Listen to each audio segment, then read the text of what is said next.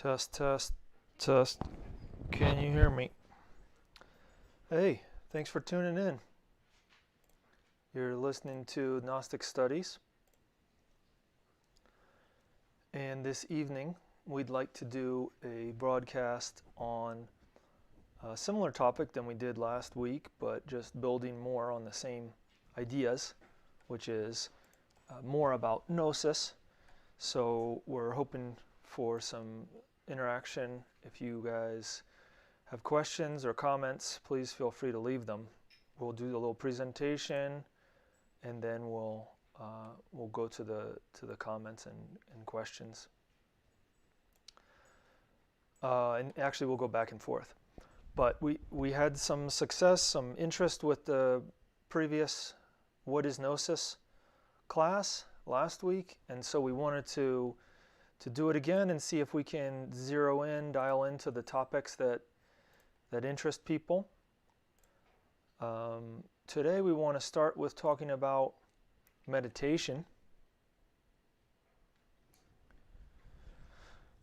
We recommend that people experiment with meditation, that is, practice it, try it out, see what you can get out of it. And we have certain techniques that we recommend during meditation. We recommend incorporating prayer. We also recommend proper preparation, such as use of incense and vocalization, mantras, in addition to pranayama or singles transmutation exercises. With these three things together, we can really separate ourselves from the mind, which is really the goal of meditation, is to get out of the mind. We want to get out of the mind because the mind creates a lot of problems for us, the way that it is now. Buddhism talks a lot about this. In Christianity, this can be symbolized by a donkey. And we know that the one they call Jesus rode the donkey on Palm Sunday into Jerusalem. And it said in Gnosis that he rode the donkey didn't ride him. What that means is that the donkey symbolizes the mind, or the other name for a donkey is an ass, right? Meaning that it's not super smart. It's got some force, some strength, but you got to kind of direct it. You know, you got to kind of make sure that it's doing what it's supposed to be doing, because otherwise it might go and do some other silly thing and waste a bunch of time. So that's how we need to understand the mind. It's like an animal, or in the East sometimes it's monkey mind. They talk about monkey mind, just jumping around, hopping around. It doesn't really stay focused long enough to get long-term things done, and it's, in a spiritual sense, it can be very dangerous for us. And since our culture, our Western or modern Western culture, I should say, is very much focused on the mind and intellect and thinking and ideas, it's important that we recognize the opposite of that, which is just a quiet, calm, still mind, being in a receptive place with the mind. Sometimes it's called passive mind. But what is meant by that is that the mind is open to receive the information that's coming from our inner divinity, our inner being.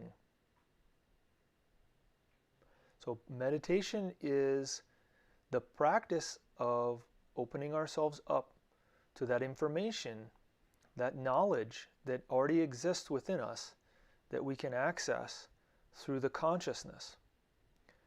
And in order to do that, we need to get out of the mind, because the mind very often blocks us. It throws our thoughts in the way. It sort of confuses the messages that we're receiving, the information. But not only do we need to get out of the mind, meditation also allows us to get out of the 5 centers of the human machine, to separate ourselves from them. And this is another way of looking at our organism. These 5 centers, they're on the screen: the mind, or the intellectual center; emotions, or emotional center; movement, or motor center; sensations, the instinctive center; and sex, the sexual center. Through meditation, we can have the experience of being the consciousness very clearly, very distinctly.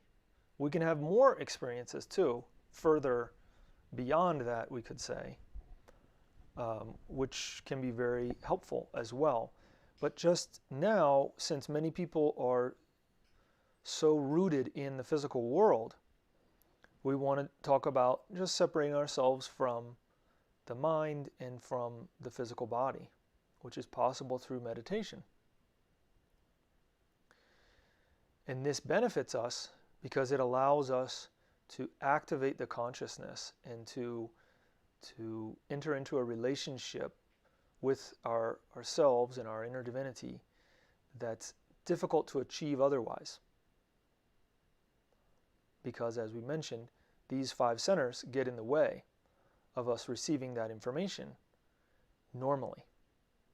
Now, it can be, it's possible that we could change our position, but in the way that we're conditioned now, because of the modern world, the Kali Yuga, the Iron Age that we live in, we're conditioned in such a way that the 5 centers of the human machine, the mind, the emotions, sensations, movement, and sex, get in the way. But we can change that position, and of course that's one of the things that Gnosis will teach us and show us how to do. In Gnostic psychology, and we mentioned this in the previous week, there's a huge emphasis on consciousness. This idea of awakening consciousness, of activating our consciousness, of not allowing the consciousness to go to sleep. And what happens is, according to Gnostic psychology, we have trapped our consciousness inside of different ways of thinking, feeling, and acting, which they could be cultural standards, but they're also particular to us based on the way that we grew up and what we decided to do, what we decided not to do, what we emphasized, what we encouraged in ourselves for whatever reason. And so all of this is important to study if we want to know ourselves. And as some of you probably already know, there's an ancient saying which is, "Man, know yourself," or human being, know yourself, and you'll know the universe and its gods. The idea being that by knowing ourselves, we can know the universe. The universe is inside of us, and we're inside the universe. But the way that we access that, according to Gnosis, is through the consciousness. Last week we talked about how consciousness is defined as a very particular kind of apprehension of interior knowledge that's totally independent of mental activity.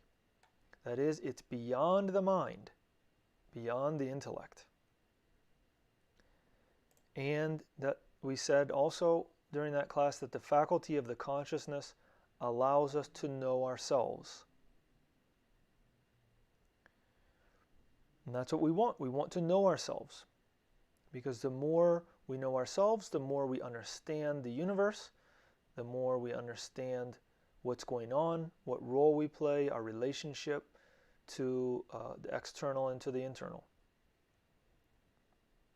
We don't need anyone else to validate that for us. That's something that we can acquire through personal experience. Peter Ouspensky, who was a student of Gurdjieff, says that in reality, consciousness is a particular kind of awareness in the human being, independent from the mind's activity. First of all, awareness of ourselves, awareness of who we are, where we are, and further, awareness of what we know and what we do not know, and so on. So in daily life, and especially during meditation, we're trying to open ourselves up to the information that the consciousness has to share with us. That is, that we can acquire through the consciousness. And specifically during meditation, what we can discover is where our consciousness is trapped. That is, how we're putting our consciousness to sleep, or how we're dreaming with the consciousness.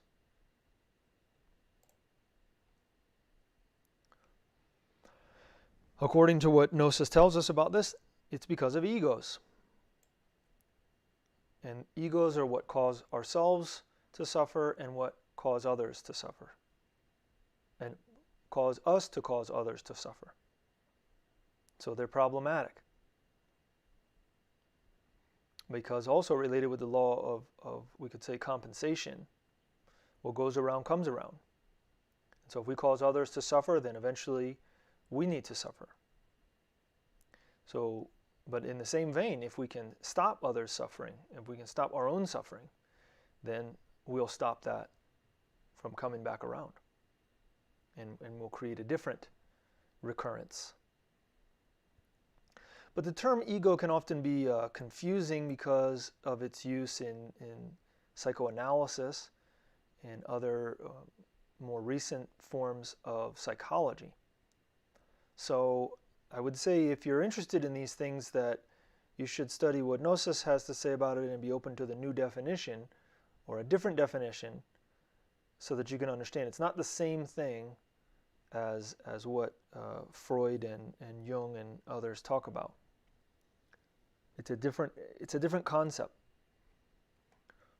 The other names that we also use in Gnosis are I's, I apostrophe S, or like an I, because inside of us they speak and they say, I'm hungry, I'm tired, I'm horny, or whatever. But really those are egos. They're also called psychic aggregates, sometimes desires, errors. They have lots of different names. And they're the things that cause our awareness to sleep or dream, cause us to lose our awareness of what's going on around us. Our awareness of ourselves, who we are, where we are, what we know, what we don't know.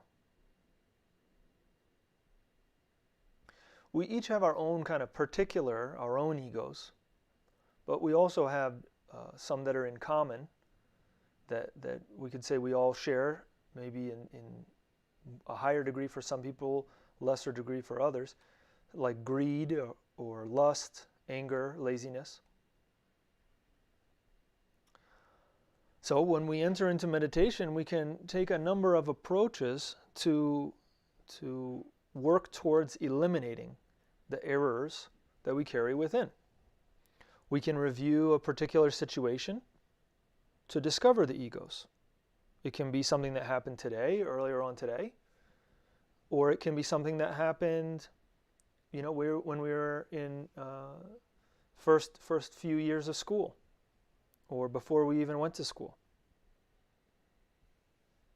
We can also concentrate on a specific subject in order to learn more about it. Again, we can receive information from the consciousness when the mind is quiet.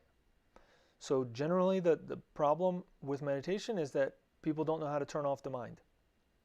And that's why we recommend certain practices, and we review those practices on Friday nights, tomorrow night. But the synthesis of them is take advantage of the occult or esoteric properties of incense to clean ourselves and to clean the environment we're going to be meditating in. To do vocalization, some mantras. It can be just a single vowel for a good 20-30 minutes. And singles transmutation exercises, pranayama, hamsa, whatever it may be. With those things, then we can start to create the momentum necessary so that the mind is quiet, so that when we concentrate on a specific subject, we can receive information from the consciousness about it.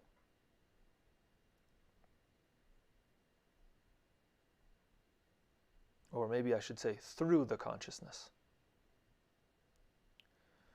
We can also pray and ask for help understanding or comprehending why certain things are the way that they are. Why did this happen to me today? What was it that caused this, right? Because we know that there's a cause and effect relationship in everything in the universe. So what's the cause that's creating this effect? And then specifically, related with eliminating those errors, we can pray begging for the elimination of an ego or egos that we've already understood or comprehended based on information we received through the consciousness. What that means is that, let's say that I got angry today and I just want to get rid of that anger. I don't want it to exist anymore. Well, according to Gnosis, it doesn't happen like that. We can't just put it outside, so to speak. We have to understand where it came from, where it originated in us, because we created it a long time ago. We trapped our own consciousness. And so we have to unbottle it or extract it out of that ego. And so we have to go back into it. Where did that come from? Why did it occur? Or why did we create it in that way? And then we can, once we understand, once we comprehend why it occurred, why it exists, why we created it, then we see the error of our behavior in the past and the error that's personified in this ego. Then we can ask, begging for its elimination. But first we have to have understood it, where it came from, what we did, how we contributed to its existence in ourselves. And that's how we extract wisdom out of difficult situations, out of our own poor behavior or unwanted behavior. And that's how we progress in Gnosis, meditation, working on these egos. But again, the answer comes through the consciousness. But often we're unable to hear our consciousness because of the noise from the 5 centers that we mentioned.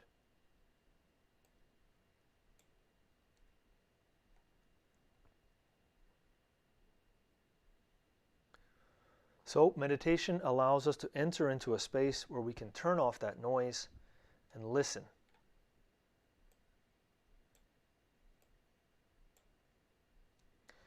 As we activate the consciousness more and more, we're also gradually developing a deeper and deeper relationship with our interior divinity. As we mentioned in the last class, Gnosis sees us as a spark of divinity. That every single human being is a spark of divinity, or has that spark, or had that spark of divinity in them. And the goal is to convert it into a flame, to stoke that fire, that interior spiritual fire, in order to convert it into a flame. And that spark came from a flame, another flame. And that flame is our inner divinity. And so we need to convert ourselves into something similar. But that path is very personal and very individual, but it's related with what we could call rectifying ourselves, correcting ourselves, and aligning ourselves in a proper direction by comprehending and eliminating our errors, by extracting the wisdom from the experiences of everyday life. And that's difficult to do when the mind is going off, the emotions are pulling us here and there. We're identified with sensations. We're a slave of the sensations. And so that's why we need to recognize our position, what we need to do. We need to become like warriors against identification with the 5 senses, with the emotions, and with the mind. And this, again, allows us to develop a deeper relationship with our inner divinity. It's a mistake for us to assume that if we are full of egos, that we have our consciousness awake and that we can already hear our inner divinity. But this is because the egos in themselves are inherently disrupting the communication that we're having or could be having with our inner divinity. And so we can consider egos to be, in the same way as we have an inner divinity, that we have inner demons. Egos are our inner demons. And the way that we kill them or eliminate them, reduce them to cosmic dust, as is sometimes said, is only by comprehending them, by understanding the foundation, what they're based on, and disrupting that foundation. The internal battle between these two aspects has been symbolically represented in every authentic religion, in mythology, in fables and fairy tales, and even in modern stories, or sometimes they partially do it in certain movies and television programs and stuff like that. But how are we supposed to be able to discover the story of the inner battle between the inner divinity and the inner demons? Well, we need to awaken our consciousness. We need to consider that as something important and want to study it. But they all, we could say, if we study comparative religion and or comparative mythology, we'll see that there are some similarities in their symbolism. And one of the most obvious symbols that we talked about when we talked about the three factors of the revolution of the consciousness, is death.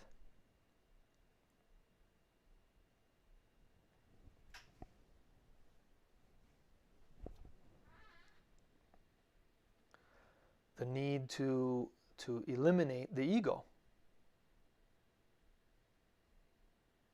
The symbolism of death means the death of the ego, the death of the myself,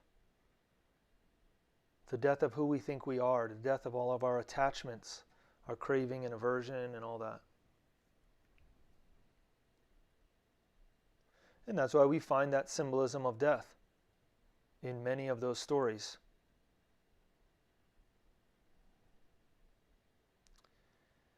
So I want to open it up before we move on to the next topic. Let's open it up for questions or comments if you guys have any. Please feel free to drop them into the, here we got one, into the comment area. How do these practices differ from Hermeticism? Well, some say that they don't differ from Hermeticism. I guess it depends on who's defining Hermeticism.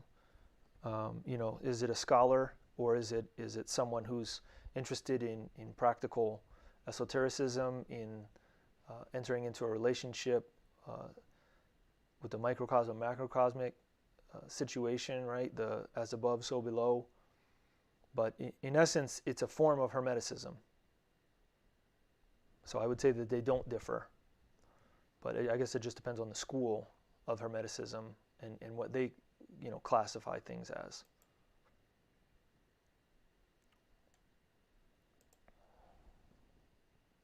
But thanks for the question.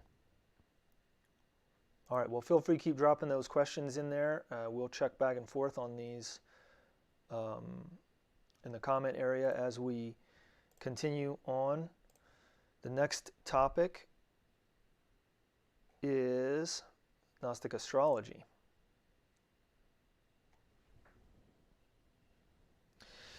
People know about astrology, they heard about astrology, but the way that Gnosis studies it might be a little bit different than what you expect. As we've said, the purpose of Gnosis is to gain knowledge about ourselves and about the universe. Gnostic astrology allows us to study individual aspects or parts in order to eventually understand the whole. And we'll see that there's many systems that do that. We study parts in order to understand the whole.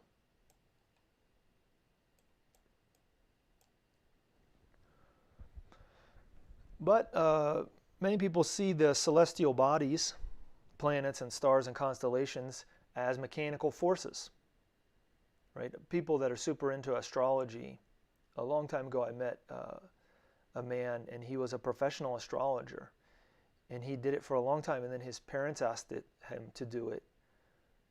He was probably 60 at that time when I was talking to him. I don't know how long he did it for, but it sounded like it was his career from how he was talking. But his parents asked him to do his astrology. He was doing mathematical astrology. Right? The sort of Western way that people do things and think that that's the only way. And then when he did the chart, he was like, well, they shouldn't be married at all. They shouldn't be living happily. And he didn't understand. How could they, if their chart was like this, how could they be living happy and enjoying each other and not getting into fights all the time and whatever? And with that, he couldn't reconcile, and he ended up changing and doing something else for a living. He stopped doing that.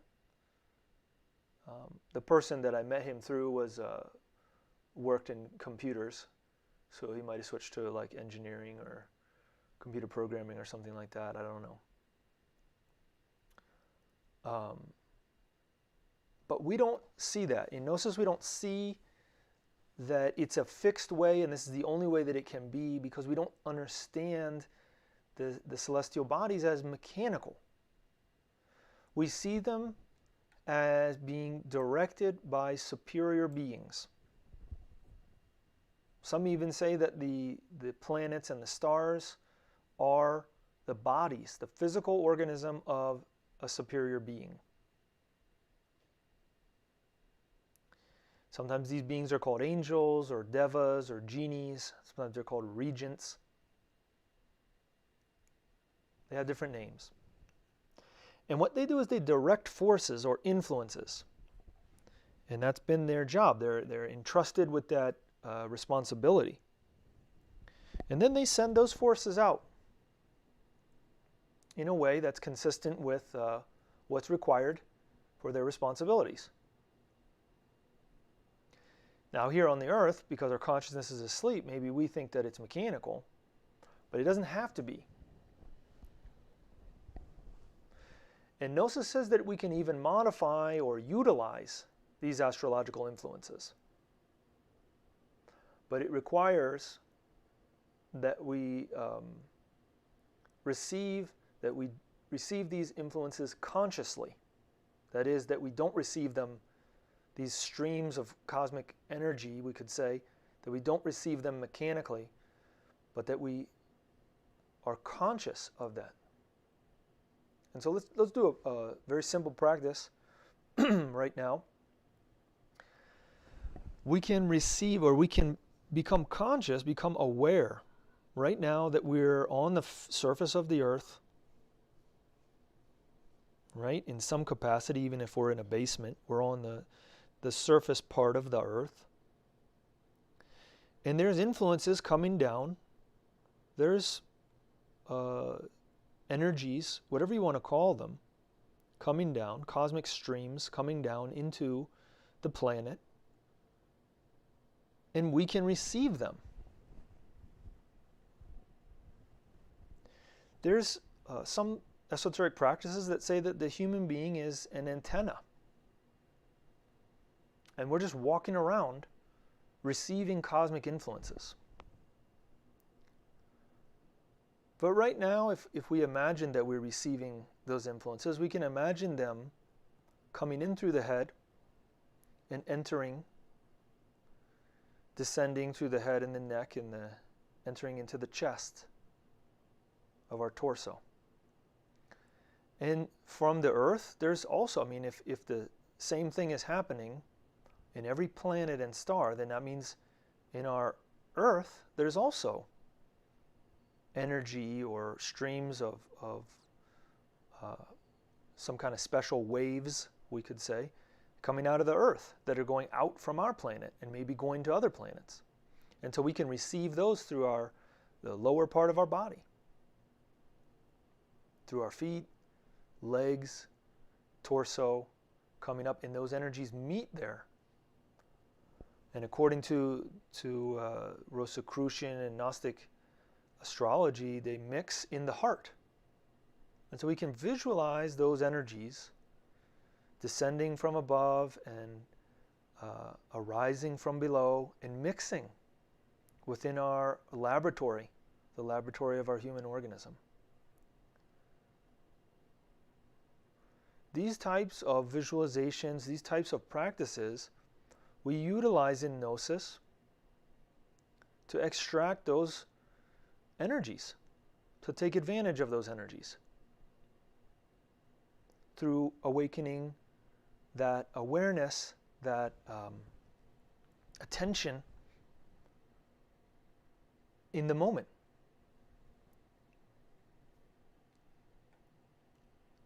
So we know that, so we can stop the practice now. I mean, you can continue if you'd like, but I'm going to continue with this, the topics that we want to discuss with you. But we can always do that practice. We could do that practice walking as well throughout the day to receive those energies, to remind us of the moment, to be present. It's a very simple practice, but it works effectively. And when people talk about astrology, often they think that those influences are mechanical and that they have an effect on people and that people don't have any control over that effect. Well, as we've mentioned, if we awaken our consciousness, then we don't have to be a puppet of those influences, if that's true. But Gnostic astrology doesn't just talk about those influences in that context as just coming down into the body, but also talks about there's correspondences within the human organism itself. That's this graphic here on the right. In astrology, the new year begins in the spring, at least it's the spring for the northern hemisphere, with what's called the spring equinox, which is on March 20th this year. And on this day, we say that Aries enters into activity, meaning that it's the beginning of the year, the first sign starts, and so this fire sign of Aries, which is also the house of Mars, enters into activity, and so there's certain energies or influences that are available there, that are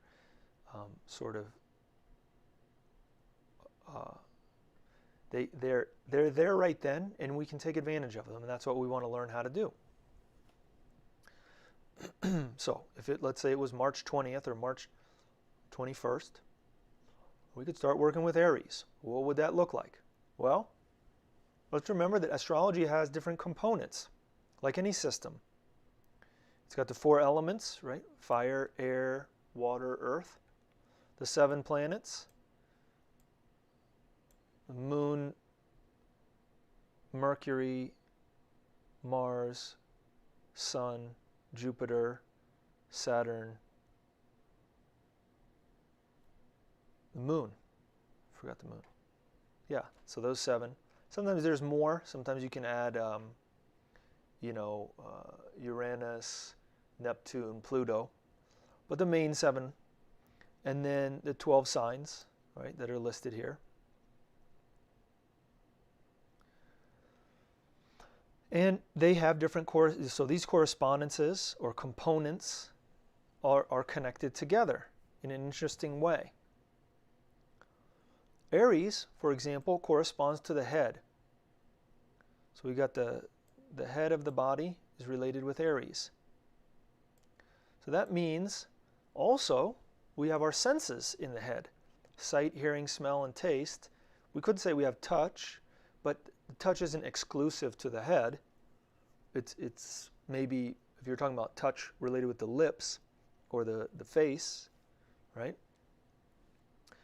So what we can do is, during the Aries time of year, we can take advantage of those forces or energies descending to the corresponding body part, the head, and we can pray to the regent or the superior beings of the constellation of Aries to heal our head or the senses, our hearing or our vision.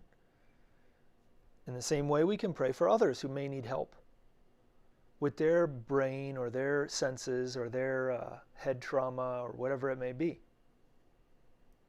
So that's one of the things that we do in astrology. For example, right now we're in Aquarius, and so it's related with the calves. So it's a practice to massage the calves and do a prayer related with the energies, to try and incorporate the energies into ourselves more, those universal cosmic energies.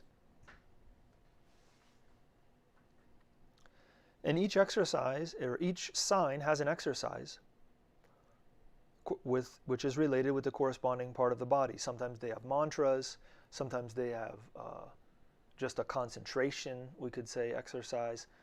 Sometimes they're a combination of a movement and a concentration, or a movement and a mantra or something like that.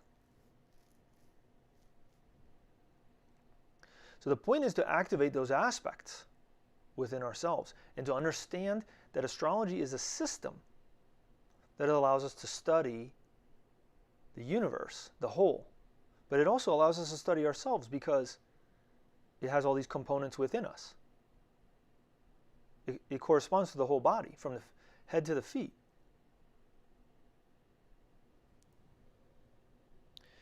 One of the authors that we study is named Whatacocha. He said that he was investigating Mesoamerican medicine workers, people that were healing. This is in, let's say, 1920s, 1930s. Wow, like 100 years ago. I wasn't even thinking about that. And there he met a medicine woman, and she didn't work with a lot of different herbs. She worked with maybe 2 or 3, very few. The way that she would treat a patient was by working with the phase of the moon, so whether it's new, waxing, full, or waning, and then the constellation that it was in. So for example, she might pull certain herbs, cut certain herbs, take the herb when the moon is waxing to tonify or to assist a person that was weak, to strengthen them. And he said, apparently by doing so, she was able to heal many people. So this would be relying specifically or almost exclusively on the influence of the astrological sign on the part of the body. So as an example, if the person had a problem with their knee, then you work with Capricorn. So maybe if they have pain in their knee or something, you want to take the pain away, then you work with the waning moon. You cut the plant, and then you rub it there, or you make something out of like a drink and give it to them, or something like that. In any case, that gets into the whole medicinal aspect. But it seems to be that from what he was explaining, that the plant was more of a vehicle of the astrological energies than it was so much the plant itself doing the healing. It was more like it was a medium to achieve that.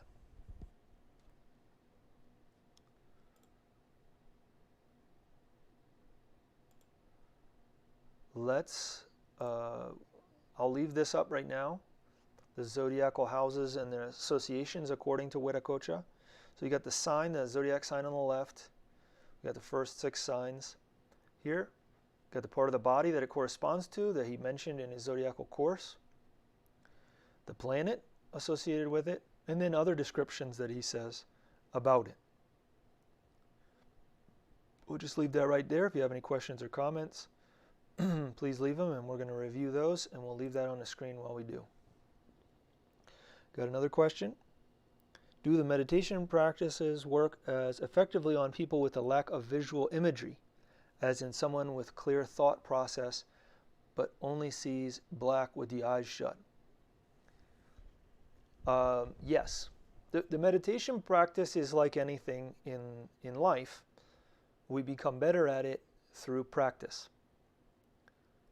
Some things we're already sort of disposed to being good at, for whatever reason it may be the way we were brought up, or maybe genetics, or the region that we live in, or whatever.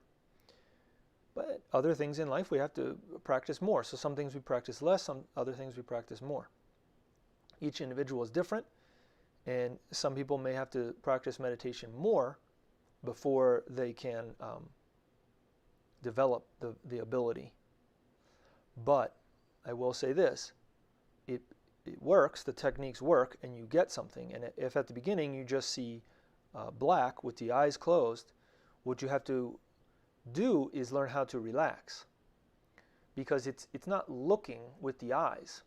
What happens is that we need the mind to be quiet, because on the screen of the mind we will receive images or memories or information, or in the heart we'll receive intuition or hunches or some emotions.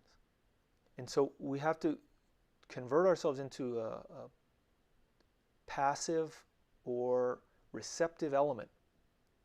And that's what takes some time, is developing that momentum that's counter to the way society normally teaches us to use the five centers, which is that it's active, active, active, right? Social media, the news, texting, somebody just, something happened, the weather, those notifications, those forced notifications, the Amber Alert, and all those other things which we have in the United States. It's just constantly attacking us, so to speak.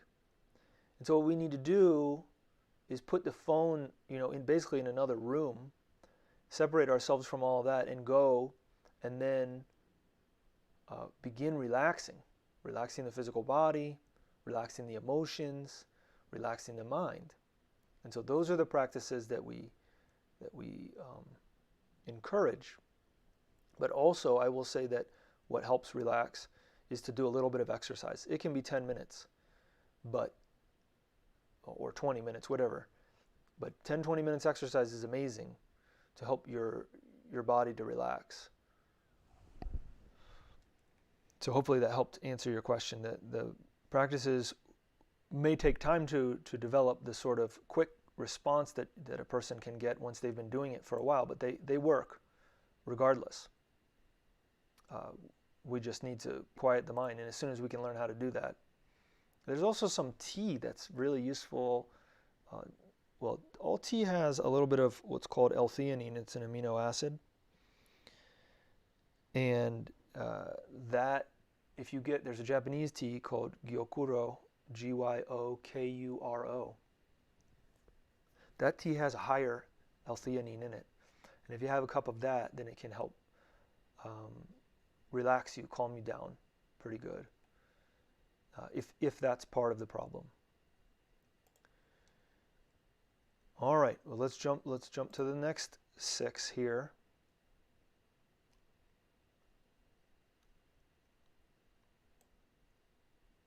So you see it goes from the head to the feet.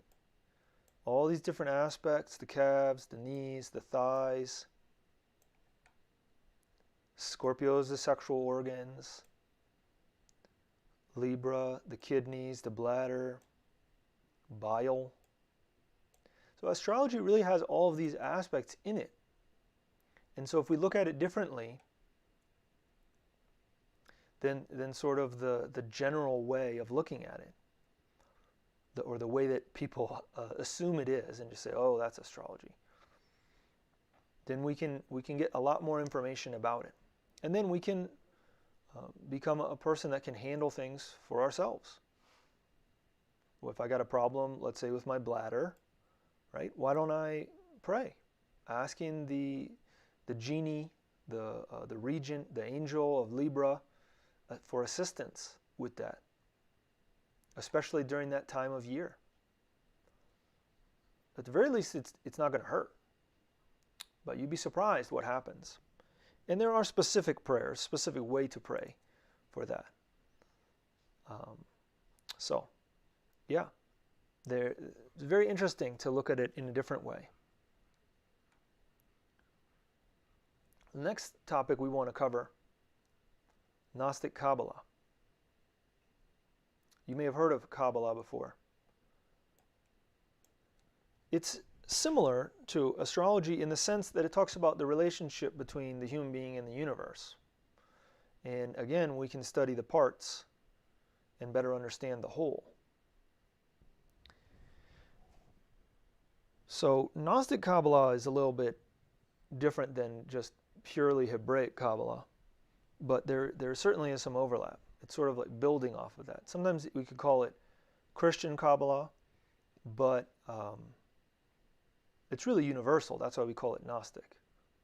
Once you understand the language of symbolism, then you can study any religion and it makes sense. You know how to use the symbols. You know what they mean.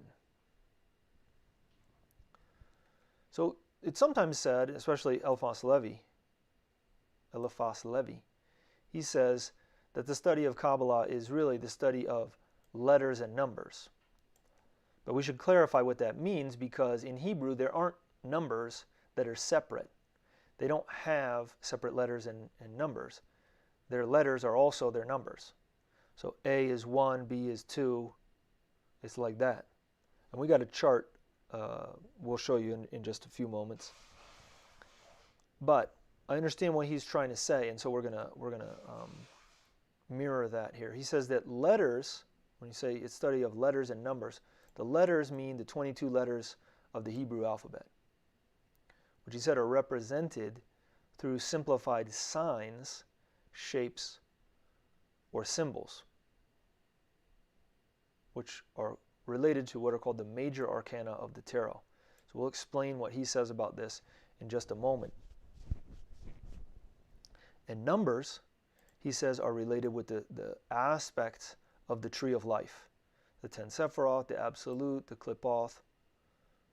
So really, when we talk about letters and numbers, what we're talking about is the 22 Hebrew letters and then the aspects of the tree of life. That's what Kabbalah sort of begins with. We'll see that in addition, it's this symbolic language that we can access through studying these things. So let's see what Eliphas Levi says, direct quoting him. He was a man, we mentioned him last week. He was a priest, or going to be a priest in the Catholic religion in the mid-1800s. And then he was in confession and said, I have feelings for a woman. And they said, well, you're going to be a priest, you're going to have to give that up. And he said, I'm not going to act on it, but I don't think that I need to give it up. And whatever, it didn't sit well with him, and he eventually withdrew. But he was able to study Hebrew and Greek and Latin. He spoke French. And as a result of being able to study those things, he wrote some books, 1854, 1856, Dogma and Ritual of High Magic, 22 chapters in both books, related with the 20. Each chapter has that Hebrew letter, directly related. And so it's very interesting to study his books. I would say not all translations are equal. And we mentioned some translations in the previous comments of the previous lecture. But let's see what he says here. There is subject to believe that this comes from the ancient manner of explaining by numbers and by figures, as were the hieroglyphics among the Egyptians before letters were invented. The absolute hieroglyphical science has as its foundation an alphabet in which deities were represented by letters. Letters represented ideas.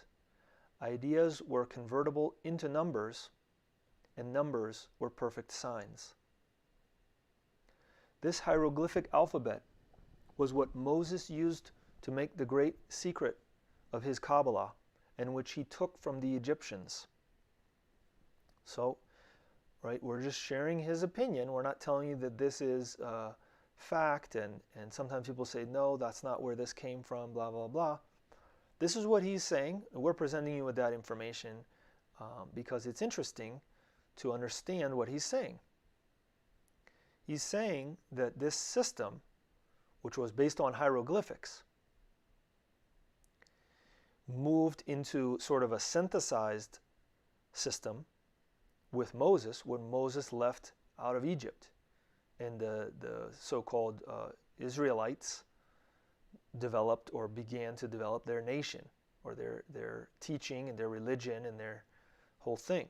We're talking about in the past. If it's even real, but the point is that even if it was symbolic, we want to understand that there was a system that existed in Egypt based on hieroglyphics that now exists based on letters and numbers.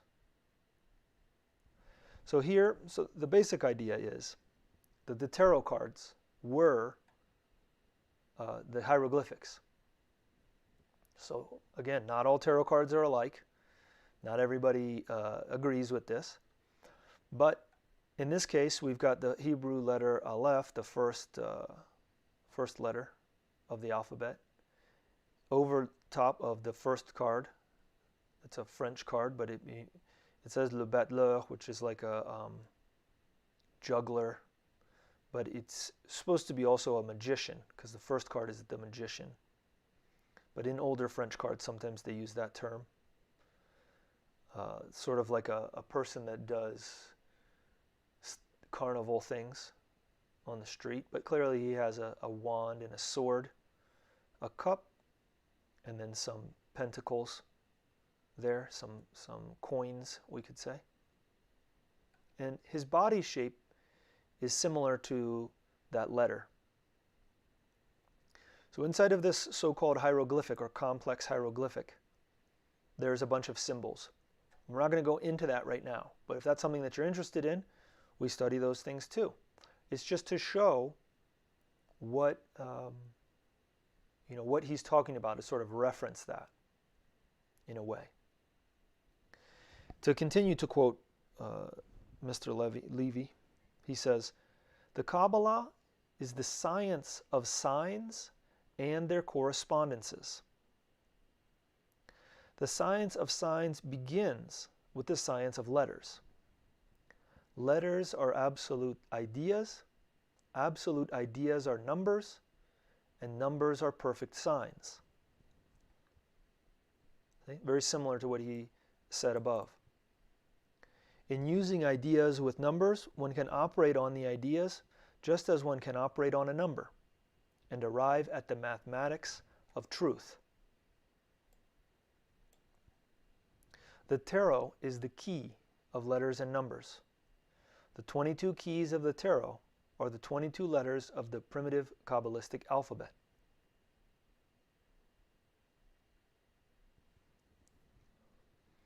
Samael Veor, another author that we study, he says, "In Kabbalah, everything is number and mathematics. The number is holy. It is infinite, because in the universe, everything is measure and weight.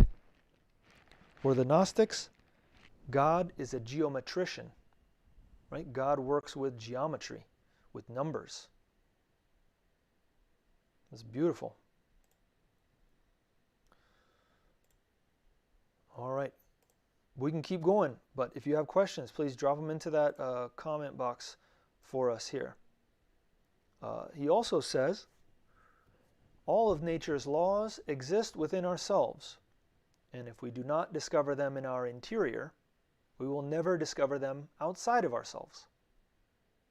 The human being is contained in the universe, and the universe is contained in the human being.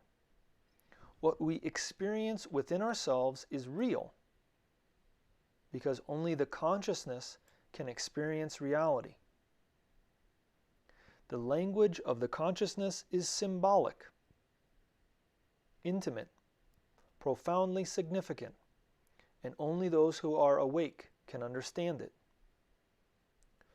Whosoever wants to awaken the consciousness must eliminate all of the undesirable elements which make up the ego, the I, the myself, because the essence is bottled therein.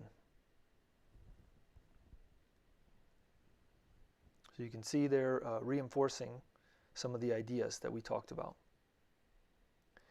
Here we have some letters,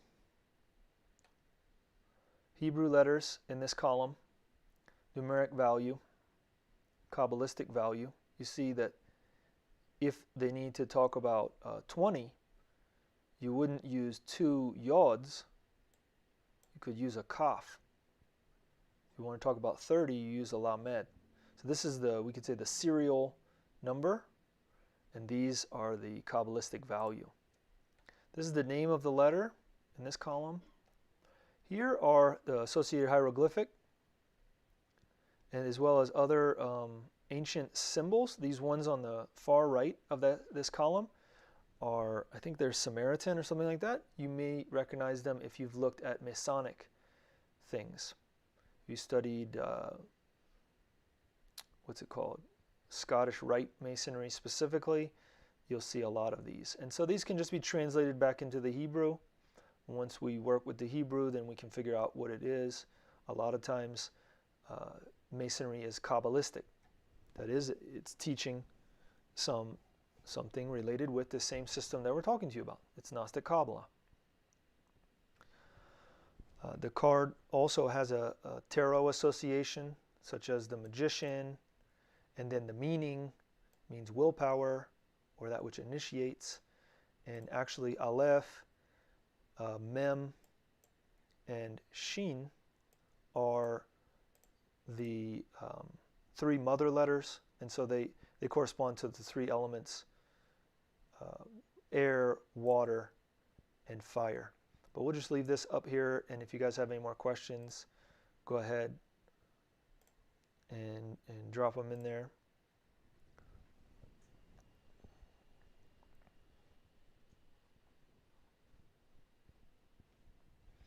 And I know that this is a little bit different. This system is a little bit different than what other people have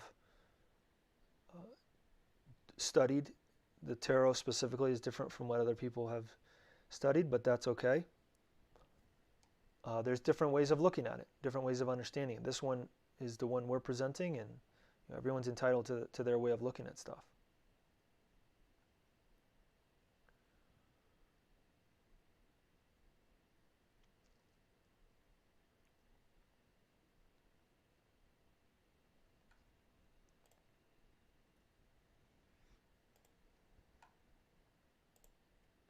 All right, we'll move to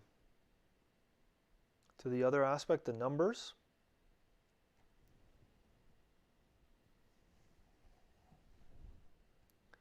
So we could say 10 Sephiroth in the Tree of Life, the symbol. There's a hidden one here also. And then there's stuff above and below. But, without oversalting the meat, so to speak, we're just going to look at these basic 10. There, you can see that's the Hebrew name, transliteration, and this is what it means. The crown, wisdom, understanding or insight or intelligence, mercy or loving kindness or goodness, justice or power, might or severity. So it's like mercy and severity. Beauty or glory. Here is the 6th one, Tiferet. 7th is victory or eternity. 8th is majesty or praise. 9th is foundation. The 10th is the kingdom. In Gnostic Kabbalah, the 10th corresponds to the physical world and to the feet in the physical body. So we'll see also that just as there's sort of these archetypal associations, that there's other associations we can give to this symbolic figure. Here, there's others. We just looked at quotes from Eliphas Levi above. He has some similarities. Dion Fortune, she wrote in the 1900s. She has a book called, I think it's called Kabbalah Unveiled, or no, Mystic Kabbalah. Mystic Kabbalah. She spells it with a Q. And then Samael Aun Weor, we talked about him too, up above. So there's generally some overlap between things. They'll agree, like for example, they all agree it's victory here. That's one of the attributes. Or beauty for 6.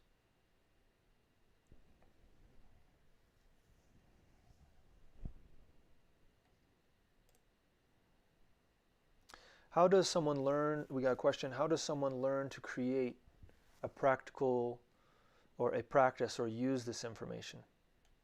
Good question. So what happens is that this information is related with a roadmap, we could say, of how to return to divinity, how to reconnect with divinity. And so first we need to understand how to read the map before we can apply it into practices for doing things. And so there's understanding the map, and part of reading the map is understanding the symbols, and with that, then we can sort of put together the elements necessary to take the steps on the path. But we present this material in various ways in our classes on Thursday nights. That's what our goal is, to present this material so that people, you know, and part of doing these two What is Gnosis classes is to say, hey, what do you guys want to study? What do y'all folks want to study? Let us know. And we can, if we don't have a class, maybe we can put something together, but we have a fair amount of classes already created, and then we can say, okay, you want to study X, then let's study X. And we'll put something out there, and then we'll do a couple week class and see. But the point is to enable everyone so that everyone can do it. So, but we need a little bit of guidance in order to convert this into something. First, we need to study the parts so that we can understand the whole and get a picture of the whole. And then from there, once we have a picture of the whole, then we can start to fill in the gaps. You know, what's missing? What don't we understand, so to speak? Good question. Here we go. This is the next part when we look at the different aspects of the physical body with the 10 Sephiroth, because they also correspond in our organism, similar to the zodiacal signs. So, Samael Aun Weor tells us the 10 Sephiroth are within us. Right? They exist as sort of archetypal ideas. We could say they exist as also as a path, like a map to get closer to divinity, related with the different worlds, the etheric world, astral world, mental world, causal world, etc. But they also exist within us. The 10 Sephiroth are within us, underlying all organic and inorganic matter. Every human being has them. However, it is necessary to incarnate them. Once self-realized, the Sephiroth shine like precious gems within Atman, which is our inner divinity.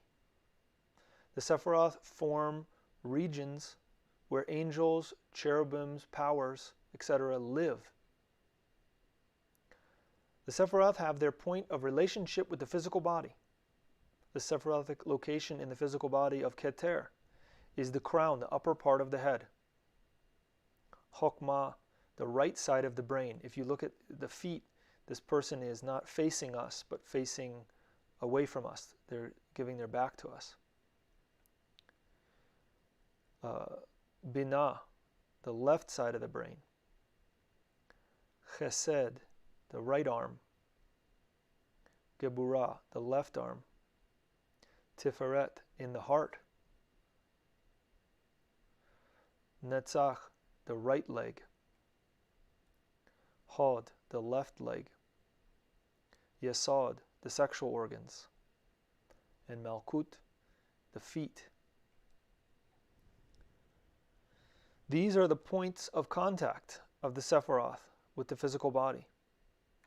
The Sephiroth are atomic. They are atoms of a spiritual nature which belong to occult, esoteric, and spiritual chemistry. Right? He's trying to say they're not material atoms. They're not atoms like the way we traditionally think of things.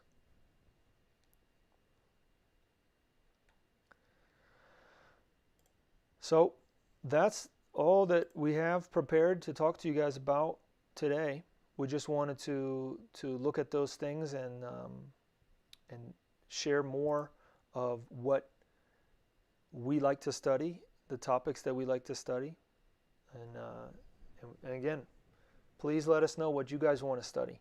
We got a fair amount that we can choose from, and so what do you guys want? And we can do a little vote and see what people would like to do. But if you guys don't have any more questions, we'll just cut it. We'll cut the stream there. But before we do that, we're going to leave it open for a little bit. So drop your questions in the comment area if you have any, or questions or comments. And we want to invite you to meditation tomorrow night, same time, which is 7:30 Mountain Time in the Northern Hemisphere. But about an hour before now, tomorrow night, we'll start. We'll do some meditation. We'll have another explanation of what we're doing on the screen, and we'll go through it together. And you'd be surprised what a 45 minutes, an hour of doing some practices can do. And we don't require any kind of belief or payment or anything like that. This is just because it works and it's benefited us. We want to share with you so that you can experience for yourself the beauty, I don't know if natural is the right word, but the amazing possibilities that exist within ourselves when we learn that secret science, that Gnostic science, that knowledge that we have within. Okay, we got another question. Is there importance on the left brain? That one has a symbol on it and it's in a special way. Yeah, so it's not the left brain specifically. Binah is the third logos. So there's a way to break this up into triangles. 1, 2, 3 is a triangle. 4, 5, 6 is a triangle. And 7, 8, 9 is a triangle. There are 3 different triangles. So the top triangle is called the Logoic Triangle, related with logos, which means word in Greek, the word or verb, which is the originator of everything. Everything comes from the word or verb. If we study religions, then we can see that. We have a class for comparative study of religion called the Mystery Religions of the Ancients. We study Egyptian, we study Christianity, and a little bit of Mithraism. And then we study Freemasonry. So that may be useful. But the reason that this is helpful is, or this triangle has a special symbol on it, is because when the Logos creates, so this we could call Keter the Father, Chokmah the Son or the Christ, and Binah the Holy Spirit in the Christian symbolism. When they create, they unite together. They're one. They're not they're the triple unity, we could say. They're 3, but they're unified as one. When that happens, the Holy Spirit, Binah, separates itself into, we could call them male and female aspects. I mean, it's a divine thing. So I don't know if those are the exact correct terms, but we could say maybe priest and priestess, and then they work together in order to create. But so when it separates, when the Holy Spirit separates itself into male and female, then we have the Divine Mother. So the Divine Mother appears there.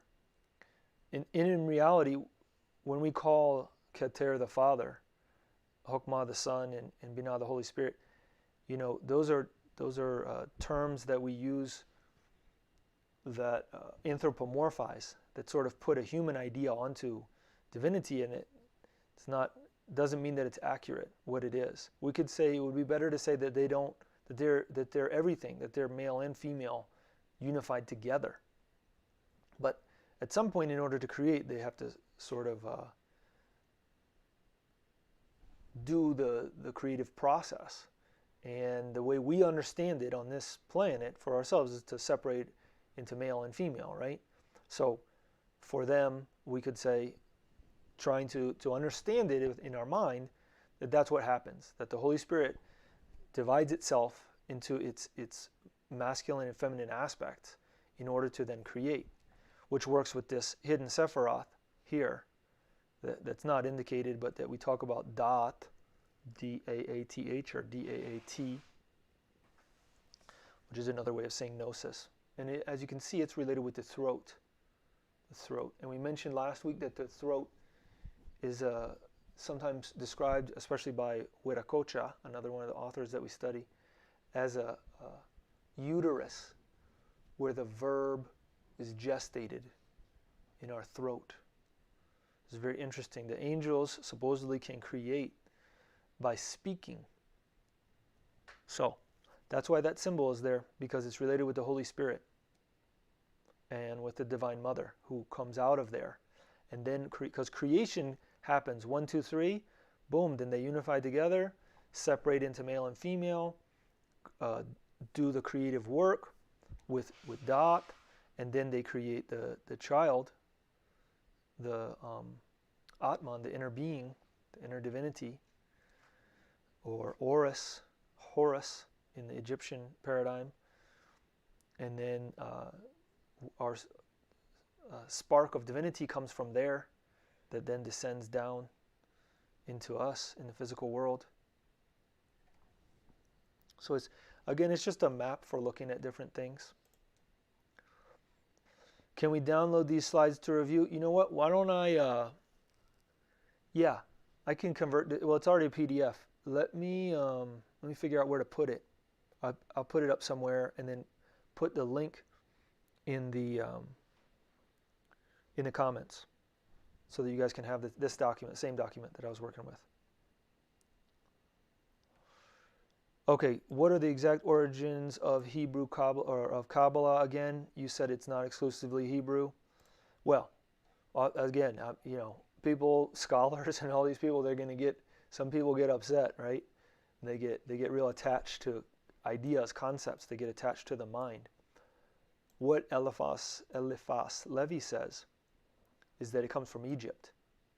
He says that Kabbalah, Hebraic Kabbalah, was basically hieroglyphics that Moses simplified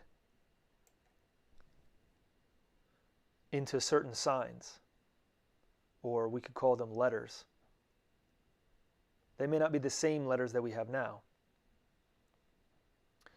but the same Hebrew letters that we have now. We can study other Semitic letters, which are, that's part of why we have these here. Because sometimes it feels like this hieroglyphic is sort of similar to the first letter. These are old Hebrew, or I guess Hebrew isn't the right word. It's like Semitic letters. Sometimes there's a similarity. You can almost see like a progression, a change. So,